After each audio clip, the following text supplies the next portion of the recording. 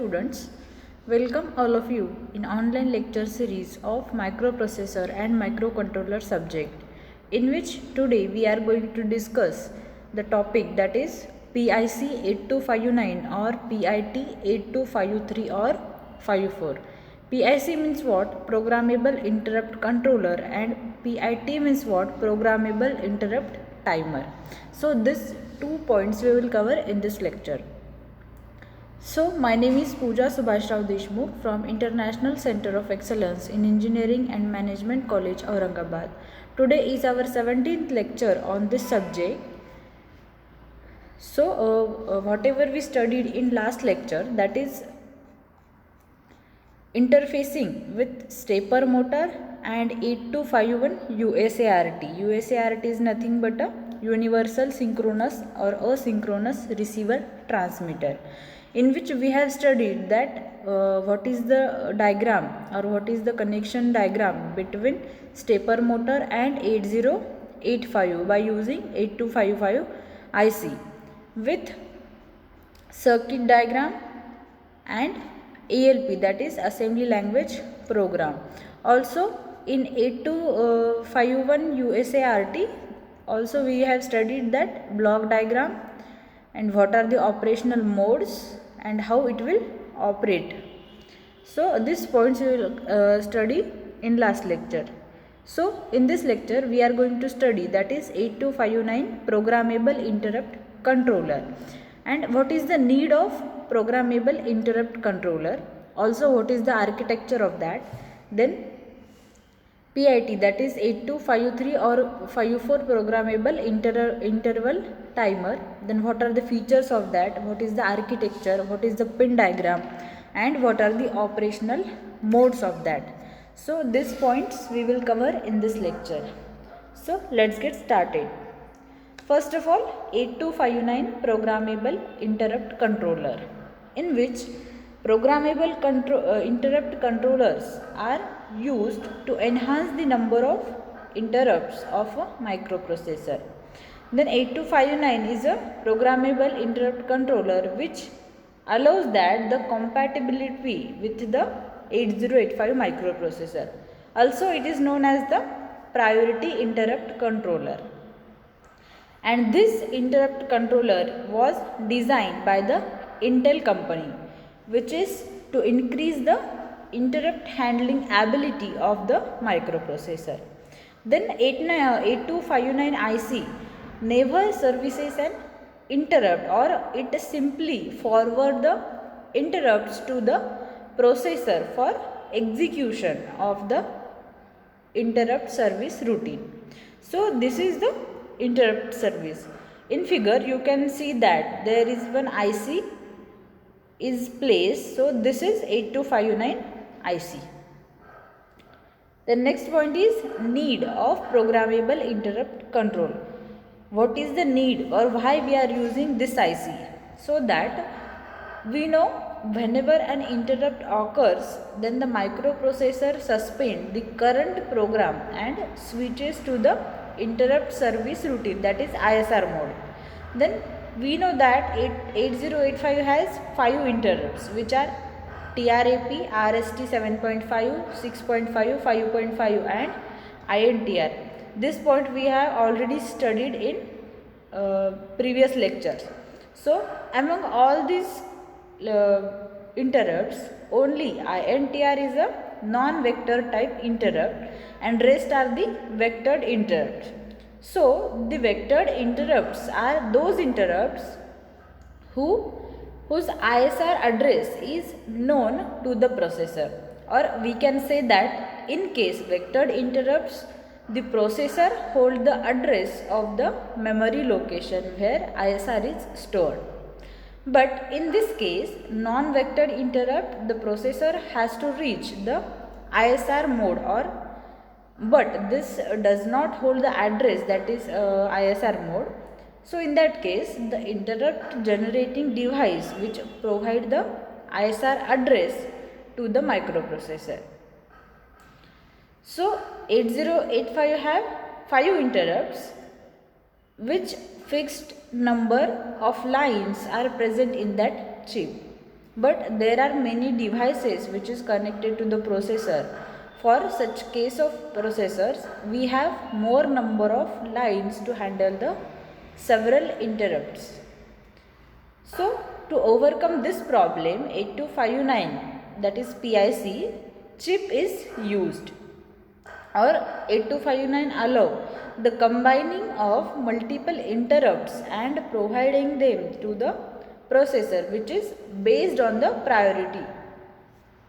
So we have already discussed that processor hold the addresses of ISR in case of vectored interrupt. So therefore 8259 used combine various interrupts which are non-vectored in nature, or this processor gets two INTR signals at the same time. But how does the processor get to know that where the interrupts is generating and where to send the INTA in order to send ISR address? So this shows the necessity of 8259, that is programmable interrupt controller tells the microprocessor about the interrupt.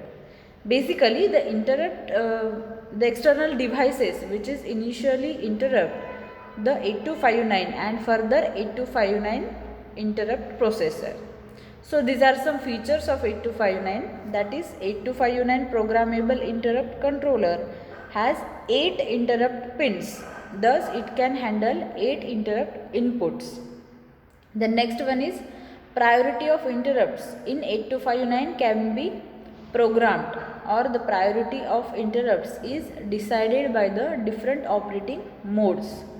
So we know that a single 8259 device can handle 8 interrupt inputs by cascading multiple 8259, or it can handle up to 64 interrupt inputs. The next one is 8259 allow individual masking of each generated interrupt using interrupt mask register. The next one is 8259 is programmed in a way that it can handle either edge triggering or level triggering at a time. It cannot handle both at one time. So if multiple interrupts are generated, then 8259 hold the status of the interrupts that are masked in service and pending. Then the last one is it reduces the software and real time overhead generated due to the handling multi-level priority interrupts. So these are some features of 8259. The next one is architecture of 8259. This diagram consists of data bus buffer, read write logic, cascade buffer, in science register, in service register, priority resolver, or interrupt request register. So we will see one by one. First of all, data bus buffer. Data bus buffer has a tri-state bidirectional 8-bit data bus buffer, that is D0 to D7. So that interfaces with the internal bus of the processor. Then 8085 microprocessor send or receive control or status word to form the 8259 using data bus buffer. The next one is read write logic. This unit is responsible for the controlling of the internal read and write operations. So it holds initialization command word register and operation command word register, inside which various control formats exist that are needed for the operation. Then RD, WR, A0 and CS. These pins decided that associated with the unit. Basically, these pins are used by the processor for the read and write operations. Then low signal, that is CS. CS is chip select, shows that now communication has been set up between the processor and 8259. The next unit is control logic unit. In this unit, we can say that this is the heart of the architecture of 8259, or it controls the overall operation of the system by sending the INTR signal to the processor when interrupt request is generated. Also, we can say that it receives INTA signal by the processor when microprocessor demand for the address of the interrupt service routine. The next one is interrupt request register. This unit is store the interrupt request which is generated by the peripheral devices. Peripheral devices is nothing but external devices. So we know that 8259 has a 8 interrupt request pins, that is IR0 to IR7. So the unit can store 8 interrupt requests that are requesting the service from the processor. The next one is priority resolver. This logic unit decides that among all the interrupt requests present in the IRR, which holds the highest priority and needs to be executed first. Suppose at the time of serving an interrupt, another incoming interrupt request get generated.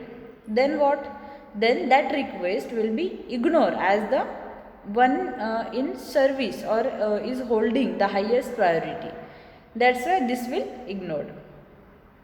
But in case incoming request has greater priority, then what? Then that one which is being in current execution, then the respective bit will be set in ISR and INTR signal and sent to the microprocessor. So that simply mean that is interrupt holding the highest priority will be forwarded by the 8259. The next one is in service register. In service register means what? Here as the name suggests, the unit is itself indicating that the operation performed by itself or in service. So this register unit store the interrupts which are currently being executed by the processor. Also the priority resolver sets each bit of ISR mode, or after getting interrupt word command by the processor, the bits that are getting setted, or as the processor holds the ability to read the status of in service register. The next one is interrupt mask register. So what is the operation of this unit? This unit holds the masking bit of the interrupts which are to be masked.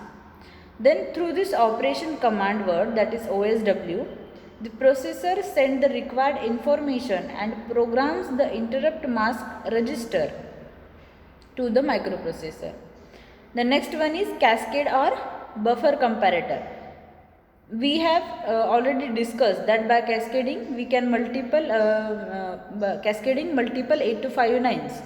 Then the number of interrupts handled by 8259 can be expanded up to the 64. So the unit allow the comparison of IDs of different 8259s cascaded together. Also it permits the operation of the system in two modes, that is master mode and slave mode. In master mode the operation acts as a cascaded buffer, or in slave mode it acts as a comparator. Among various cascaded 8259, one is directly handle the interrupts by forming a connection with the processor. Also this is known as to be master 8259. Then the other one is 8259s that interrupt the master, that is 8259, which is known as slave 8259. The next one is PIT. This is all about we have studied, that is PIC. The next one is PIT. PIT, the Intel 8253 and 8254 are programmable interval timers, that is PIT or PTIs, which is designed for the microprocessor to perform timing and counting functions using 3, that is 16-bit registers, or each counter has 2 input pins, that is clock and gate.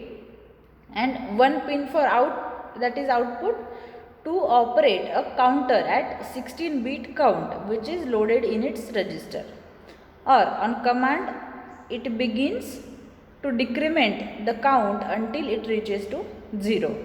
Then it generates a pulse that can be used to interrupt for the CPU. So these are some differentiation between 8253 and 8254. In 8253, operating frequency is 0 to 2.6 MHz, and in 8254 there is 0 to 10 MHz. 8253 uses NMOS technology while 8254 uses HMOS technology. Also 8253 is a read back command is available, then in 8254 read back command is available. Then in 8253 read and writes of the same counter cannot be interleaved, and in 8254 read and writes command of the same counter can be interleaved. These are some basic differences in 8253 and 8254. Then next we will see what are the features of 8253 and 54. It has three independent 16-bit down counters. Then it can handle up to inputs from DC to 10 MHz. Also, three counters can be programmed for either binary or BCD count. Also, it is compatible with the almost microprocessor. Then 8254 has a powerful command which is called read back command, and read back command is used for the check the count value, that is program mode, current mode and the status of the counter. So this is the features of 8253 and 8254. Then next one, this is the architecture of 8254, which consists of data bus, next one read write logic, then control word, counter. There are three counters and connected with a bus, that is, this is the architecture of 8254.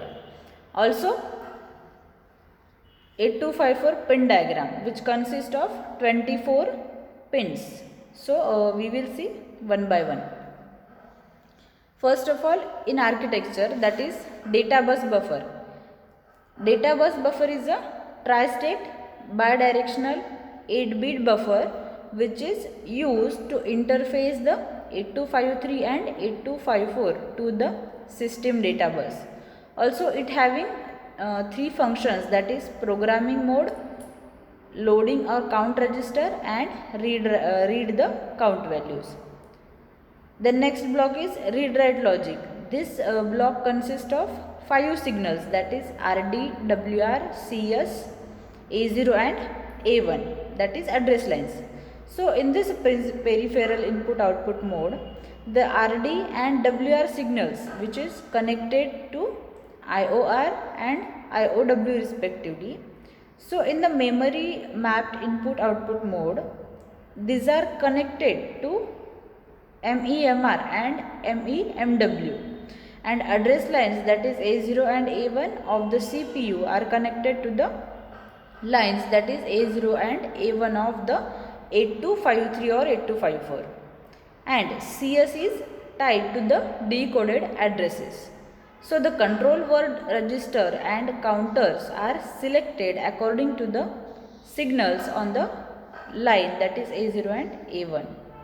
Here you can see one table is that, in which the output, what is the input and what is the output.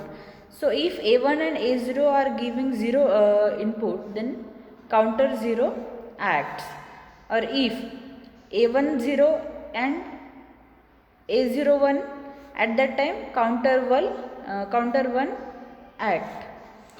If A1 is 1 and A0 is 0, then counter 2 will be works, and both are A1 and A0 will be 1, control word register will be works. And if you are not giving any input or output, so means you are not in use, there is no selection. So in this way it will works. The next one is control word register. So this register is accessed when lines A0 and A1 are at logic 1. So it is used to write a command word which specifies the counter to be used. Its modes are either read and write operation. So here table is given that which consists of 5 signals, that is A1, A0, RD, WR and CS. At that time which counter will be work or whatever the operation will be performed. If RD is 1 and other are 0, at that time counter 0 acts as a counter, and if you are giving RD and A0 as a 1 and other as a 0, at that time counter 1 will be works. Then if A1 and RD is 1 and other are zeros, at that time counter 2 will be work. So in this manner there are some results we will get. So the counter, next one is counter. How it will works? Each counter consists of a single 16-bit down counter, we know that, which can be operated in either binary or BCD. So the input and output is configured by the selection of modes which is stored in the control word register, or the programmer can read the contents of the 3 counters without disturbing the actual counting process. So here one diagram will be shows that there are control word formats, that is D0 to D7, which consist of some bits, that is BCD, M0, M1, M2, RW0, RW1, SC0 and SC1. Also there are 4 blocks that which consist of some bits and its operation. If bit 0, that is binary counter of 16 bits in BCD. If in BCD you will get 1, then binary coded decimal, that is BCD counter in 4 decodes. So in this way the 4 bits are working. So mode 1, that is M is mode, M2, M1 and M0, at that time 5 modes are working with respective input and outputs. Also SC1 and SC0, if you are giving some input, then at that time which counter will be work is shown here.